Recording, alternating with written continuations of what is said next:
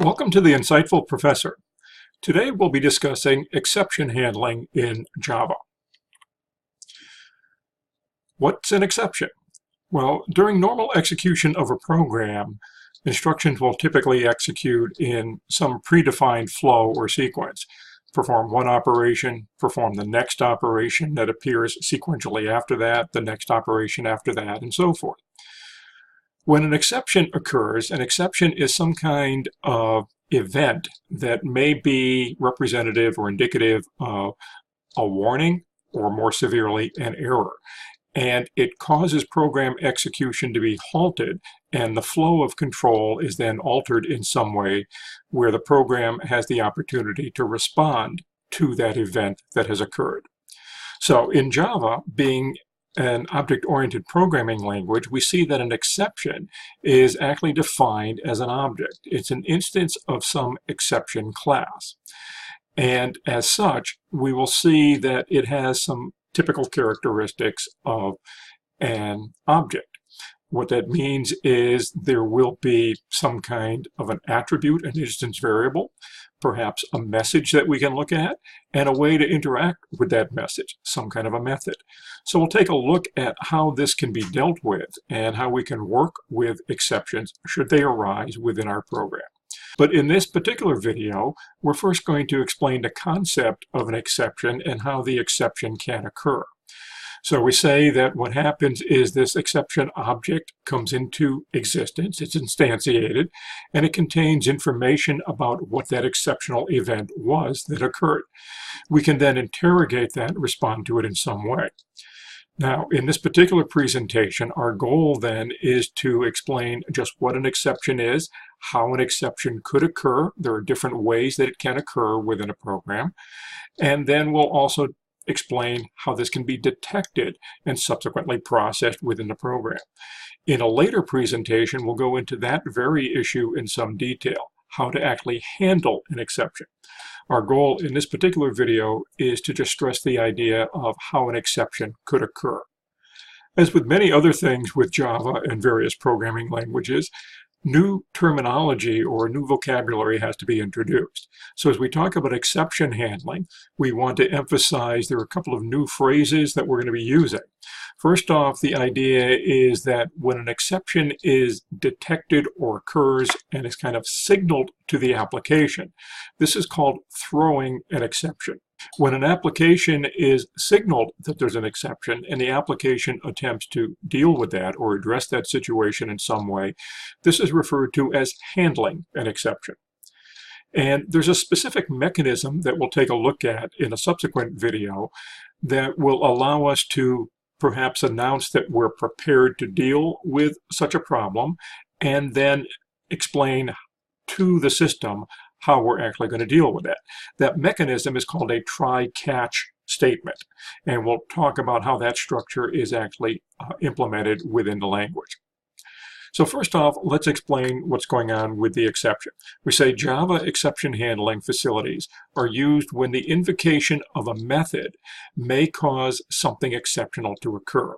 And typically we're using a lot of methods. For example, if we make a call to system out println, println is a method. So we're invoking some subroutine somewhere. That subroutine could encounter a problem.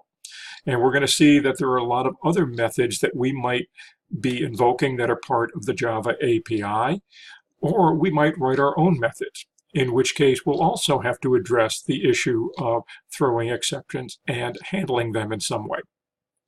So the Java software library, which we'll call the API, the Application Program Interface, or programmer-defined code, either way, the same mechanisms apply for throwing or announcing the problem or signaling the exceptional event and handling the problem in some way. Just to put this into perspective, we say when an exception occurs in program execution, regardless of whether it was detected by the system through some API or whether it was detected and announced by the application logic, the flow of control is going to be thrown off its normal track. And we have to address that in some way. So creating that exception object that we referred to and then handling it within this runtime environment, that is within the JVM, the Java Virtual Machine, is referred to as throwing an exception. Very important point here. After a method throws an exception, whether it be part of the Java API or whether it's application or user-written code, the runtime system attempts to find some way to deal with it. So the idea is when an exception is thrown, the next way that the system is going to react is to look for some way that it is expressly handled within the logic of the application. Now, an important concept to recognize here is this notion of a call stack. What happens is we may code instructions that say do instruction 1, do instruction 2, do instruction 3, which present a simple sequence of execution.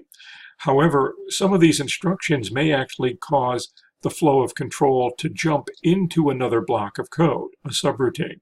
So the way the system responds to this is by tracking this through something called a call stack. We'll explain that in just a moment.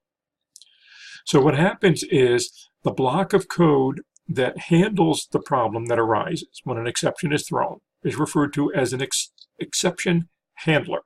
That's going to be part of that try-catch construct that we'll explain a little bit later in another video. So the search begins within the method where the problem occurred. If that method does not have an appropriate exception handler, control jumps out of that to the routine that called that block. And it becomes the responsibility of that calling routine to handle the exception. It must have an exception handler. If there's no appropriate exception handler found there, it jumps into the block that called that, and so on. This is referred to as exception propagation.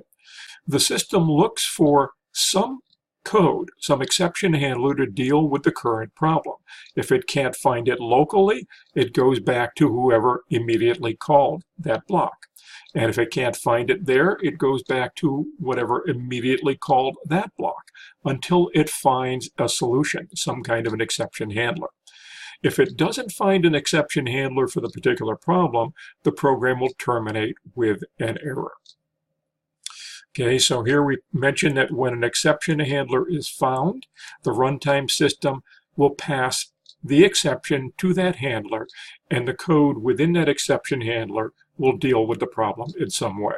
But again, in the event that there is no appropriate exception handler through this series of say exception propagation steps, then the problem is considered to be unhandled and the program will terminate with an error. So one more term, the exception handler that deals with this particular exception is said to catch the exception. And this is the concept of throw and catch. An exception is thrown and an exception is caught. Throwing an exception is signaling the problem. Catching an exception is responding to that problem and dealing with it in some way. Now, as promised, we'll talk briefly about the call stack to make this a little clearer. If we look at simple sequential execution, we'll say we'll execute statement 1, then the next line of code in our program says execute statement 2, and then perhaps statement 3, and so forth.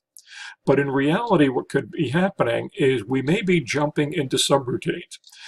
For example, if we see that the first statement here, statement 1, is actually a call to the print line method for the system out object, this is a block of code that doesn't exist within our application, but someone else wrote this code, and we're passing control to that block of code. We're jumping into some subroutine somewhere.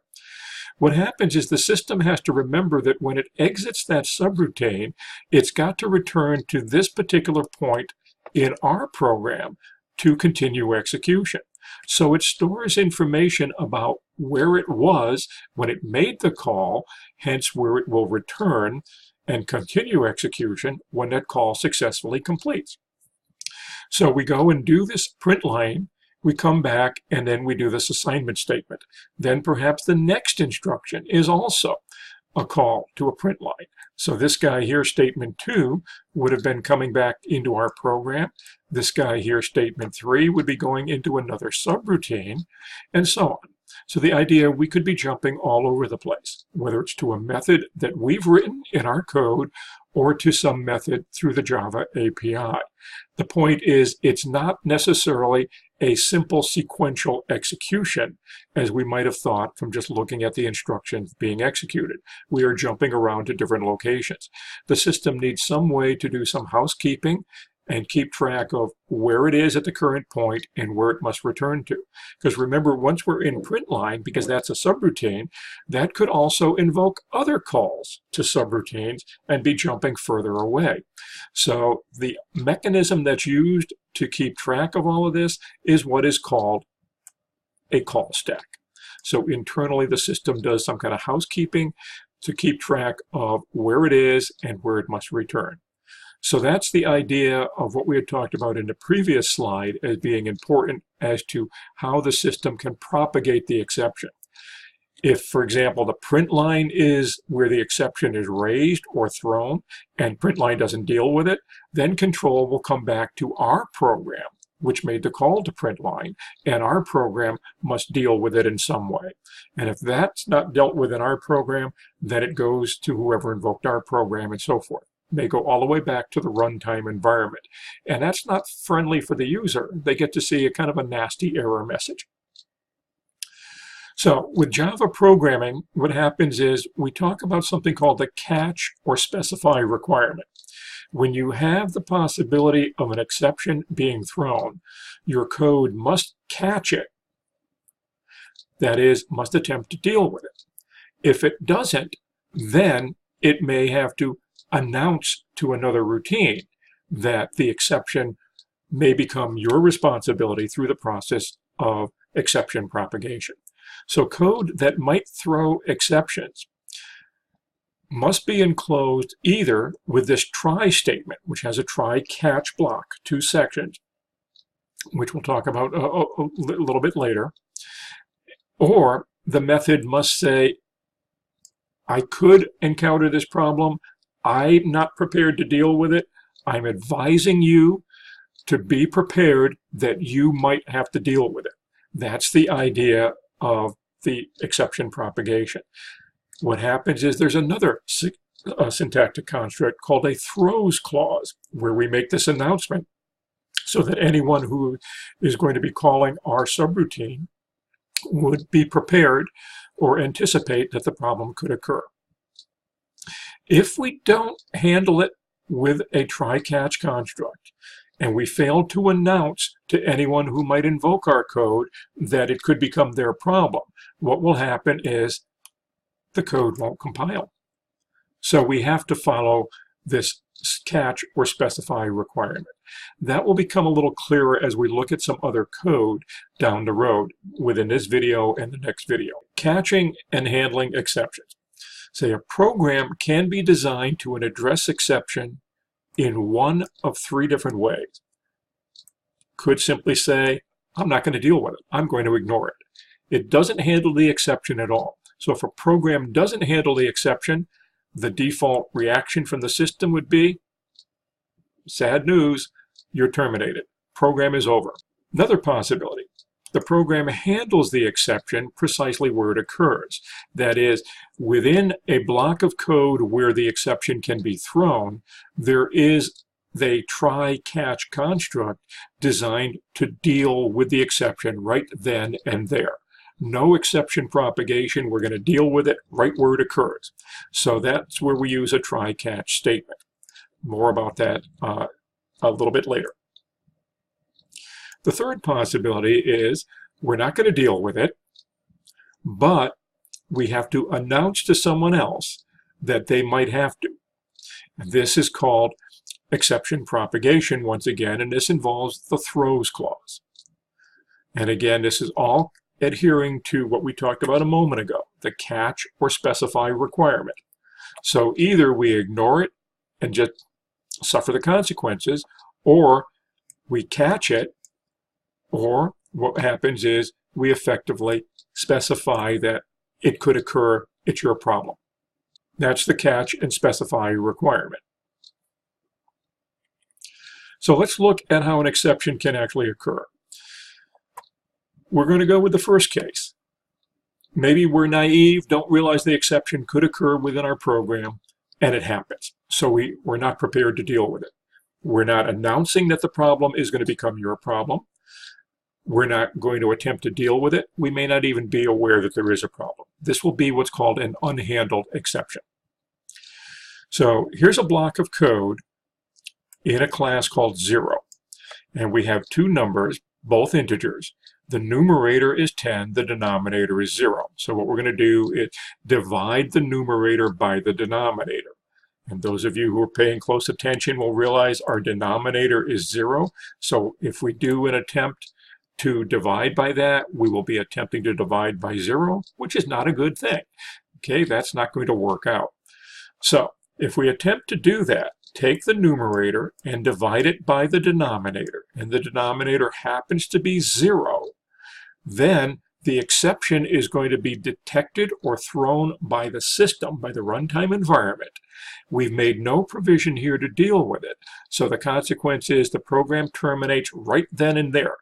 Even though there's another instruction that follows this, that instruction will not be given the opportunity to execute.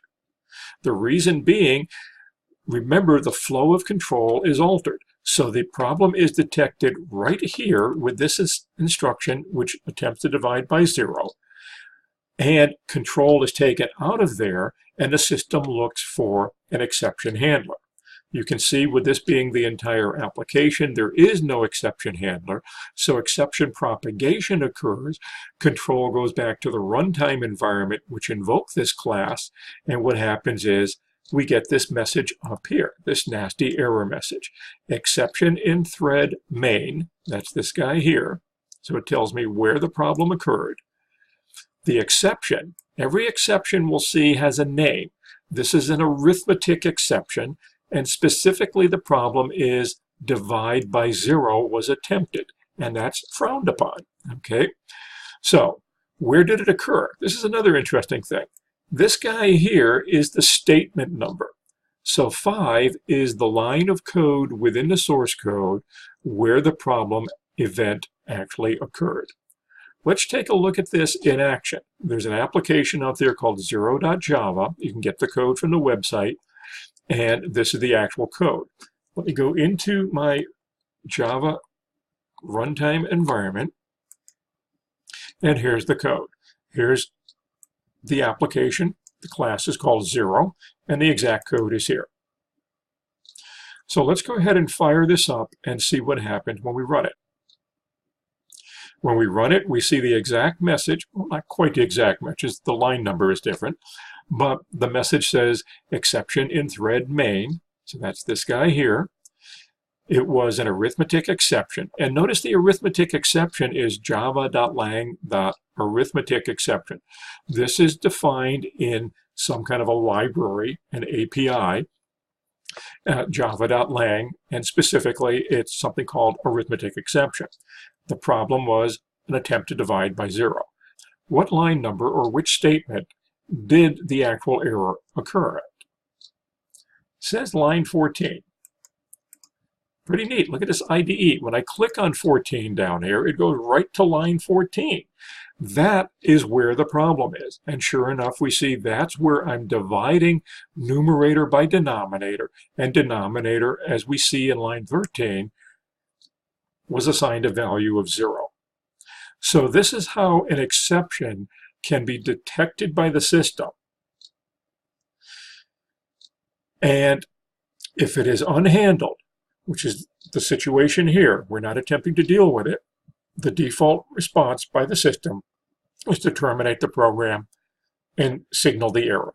But it does give some useful information. It tells us in which method the problem occurred and tells us specifically which instruction or which statement caused the problem to occur.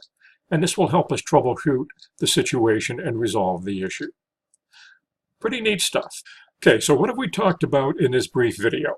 We introduced the concept of an exception. Remember that an exception could be an error or could simply be a warning, but in any event, it could be detected by the system, which was the case in our 0.java class, or, as we'll see in a later video, it could be detected by the application. In any event, the exception is said to be thrown. We can deal with the exception by catching it. The example we gave made no attempt to catch it, so it was considered an unhandled exception, and the default behavior is for the program to be terminated. Now, when we respond to an exception, we can do exactly what we did in the current example. Don't handle it and suffer the consequences should it occur. Okay, we could handle it, and we'll look at how to do that in a future video. Or we could deal with it elsewhere, exception propagation, and that also will be addressed in a future video. So the mechanism to deal with this is called a try-catch statement, and we'll talk about that a little bit later. And we'll also talk about the idea of kind of passing the buck, passing the responsibility on to someone else. That was the catch or and specify. Well, that's the specified part, announcing it through what's called a throw statement. Hope you found this video to be informative, kind of whet your appetite a little bit, because we didn't explain how to deal with the problem yet, but we will in a future video. So I'm sure you're going to want to come back and take a look at that. And once again, thanks for watching.